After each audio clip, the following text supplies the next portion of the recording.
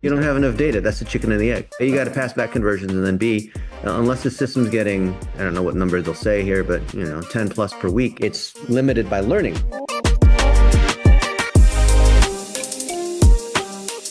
Hey, man. There you are. Hey, thanks so much for making time. Yeah. Oh, we're all busy. Let's do it. Let's do it. I'm running, as we talked about on Thursday, I've got several why, how videos, $1 a day. What I'm wanting to do is I'm doing this challenge starting next Tuesday. I think I must have misunderstood you because you asked me to shorten my audience. It was too broad. So I reduced it, but the only way I could do that was by eliminating all but like 2 cities. I don't understand, why would you limit by city? And even if it's larger, the tighter your content and the lower the funnel your goal is, the less you need to tighten the targeting. Targeting almost doesn't matter anymore. Okay. So I should just be like, for example, if I'm just keeping it to the US, so I should just be targeting just the United States. Yep. I think US, and maybe initially you could target Brendan Burchard, but it's the content itself and the conversion signal that Facebook needs from you that's beyond just what's here in the lead ad, but what we pass through the CRM that we talked about that matters. So you said Kartra or what it was. Correct. Yeah.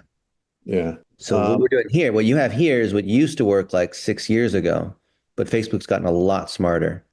So you need that conversion API data. And then did you change the cover to make it clear who it's for?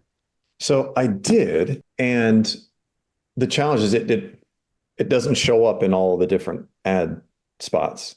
It doesn't need to show up on all the ad spots. Okay. Most of it's going to be on Facebook mobile newsfeed anyway. So like it shows up here, but there not, we go. It's just sometimes, like when I pull up on my Instagram, it's kind of cut off a little bit. This actually looks much better than it does. Yeah, I think you gotta cut it down to 4.3 or something like that to work on Instagram as well, because it has to live within the area, not just line 16. Oh, okay, so cut it to 4.3. Okay. I think it's 4.3. I forgot the exact number. Okay, yeah, because this is what it looks like on it. Oh, okay. I mean, on Instagram, that's not bad. But okay, all right. It's very clear. Yes, people are scrolling. Single dads. Oh, that's me. Okay. Okay, cool. All right. So creative seems to be dialed in. Okay. Let me go the saved audience that I'm using. So like I said, I just narrowed it down. Yeah, don't do. Get rid of all the geo stuff. Yeah. Okay. That you're handcuffing the algorithm. Okay. All right. So United States, my age range, I cut that down. It won't even matter, because when you say single dads and you start to get single dads clicking, you understand, Cletus, that the behavior itself, like who's reacting and who's filling out the forms, whatever drives the sub-targeting. Okay. The fact we're saying single dads, that we're already saying Brendan Burchard, the content itself, the signal we feed back, that's what drives targeting. Okay. All right. So I'm just going to go US. I'll maybe widen this a little bit. You don't even need to do age targeting. Oh, you don't? No, for all the reasons I mentioned. Okay. Yeah. Okay. You said Tuesday isn't tomorrow, Tuesday? No, next week. Tuesday, a week from now. Okay. Yeah. So if I go back to the campaigns, I guess, so the other thing, Dennis, is I've gotten 18 leads, okay, but only 4 are registering. I'm doing something wrong. It's not identifying the lead. 18 leads is reported by Facebook, or 18 leads? I've got 18 registrations. Okay. Via Kartra, and only 4 are showing. And they're all from the Facebook ads. That's a really good Some question. people maybe make posts about it and it's not through an ad, or it's got to be. I mean, my organic reach is not all that, and I don't recognize any of the names. Okay. So it must be. So you think there's a tracking issue? Well, I think it still goes back to the Kartra issue of the conversion API. So when you run lead ads, you've got to use the conversion API, and either like the HubSpots or whoever the world, they all do this. Like it's kind of required. If you're going to have a marketing automation system, it's like something you shouldn't even have to ask. But if you don't, then you have to use like a leads bridge, like a third-party tool to pull that data back to Facebook. If you don't push the data back to Facebook, it can't optimize. You don't have the data. It ends up being a waste. Okay. You get the wrong leads, because the biggest complaint we see in this situation is, especially with coaches that are selling high ticket, is, oh, my leads were all low quality. Oh, well, did you pass back lead quality from the conversion API, from your CRM, which should automatically have conversion API? No, the answer is no every time. We did a whole webinar with Facebook on this like a year ago. Yeah. It's insane. Like even a lot of people, Facebook don't even know about why conversion API is there. Even Facebook employees, we were talking with them, they didn't even know that. Like here, when you do this on Facebook lead form, right? Because Facebook auto populates. Mhm. Facebook employees didn't even know that Facebook doesn't keep that information. You have to pass it back to them. Yeah, but it's Facebook. Yeah, it's like big companies with many departments don't talk to each other. Wow. Okay. So yeah, go back to Kartra and say, what's up? Do you have conversion API? Okay. Or maybe I could Google it real quick and find out if they have it or not. After we talked about it, I did Google it, and it looks like they do. Okay. I was a bit confused because they suggest I have to get Zapier involved to get. No. Zapier is when there's like nothing else. Okay, then maybe yeah. Let me check with them first. That doesn't sound right. And plus, it's a paid tool, so which means they have support for free.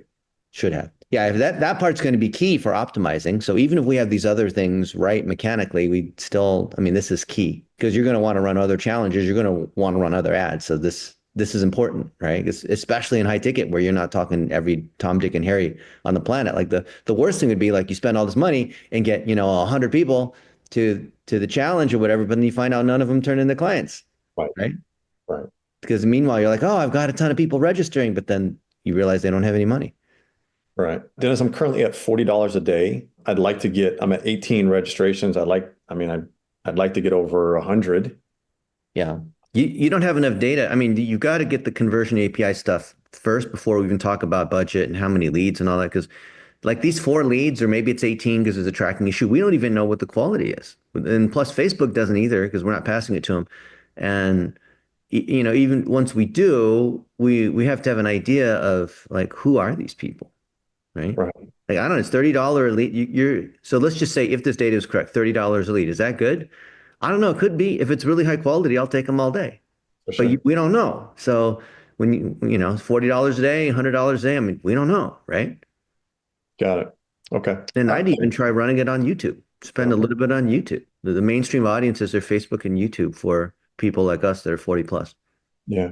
We're not. I mean, maybe there's some on Instagram and maybe you have, whatever, a slightly younger audience, but like Instagram, I know I'm stereotyping, but Instagram and TikTok and whatever, that's for younger people.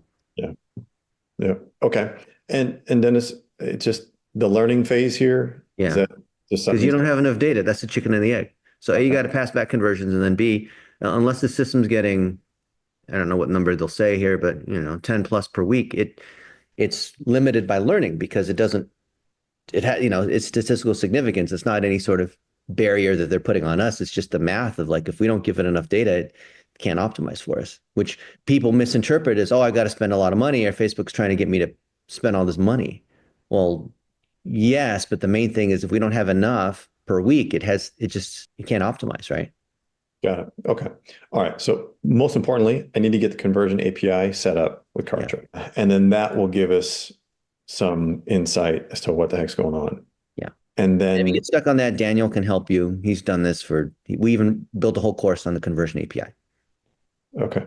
I think I remember you saying on Thursday that for example, I did this challenge last week or last month, and it more or less flopped. I got 22 registrations, but nobody showed up. Retargeting. Wow, it wasn't even that they weren't qualified. They didn't even show up. Didn't show up. Yeah, not one person. And how are you running the challenge? Were they show up to a Zoom every day or something? Yeah. Why do you think they didn't show up? That's a really good question. I was emailing them every day, reminding Did them. they open the emails? They were opening emails. Were they engaging in a group, or was there something that you could see whether they're interested? Yeah, I got of the 22, 8 jumped in the Facebook group. None of them communicated at all in the Facebook group. So, and these 22 came from what? Facebook ads. Usually when I see that kind of drop off, it's because when people, the moment they opt in, they're kind of interested, but then 15 seconds later, they're on to the next thing and they forgot. So you have to have some aggressive follow-up right away. And so usually lead ad integration is key for that. So as part of the registrations or these opt-ins, you also got the email, right? And you emailed them right away, right? Correct.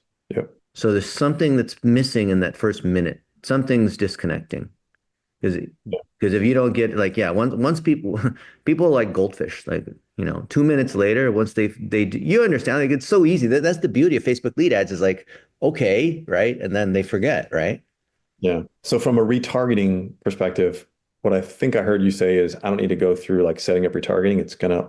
No, because when these people have engaged, that automatically builds a retargeting audience. And we used to have to manually set, 7-day retargets or video view watch audiences or whatever it is. But now when you run mid-funnel engagement, that's why this whole like, the rich get richer dynamic works, where if you have people that are coming through and that are engaging in their lead ads, then that's what activates your mid-funnel. Not your mid-funnel then leads to conversion, which is what most people think, right? Right. Yeah. So we've got to get your bottom of funnel working so that then the retargeting and mid-funnel where they see more stories and it's kind of like, even though when you enter a challenge, you don't pay, there's still kind of this buyer's remorse because there's still attention. People still had to make a decision.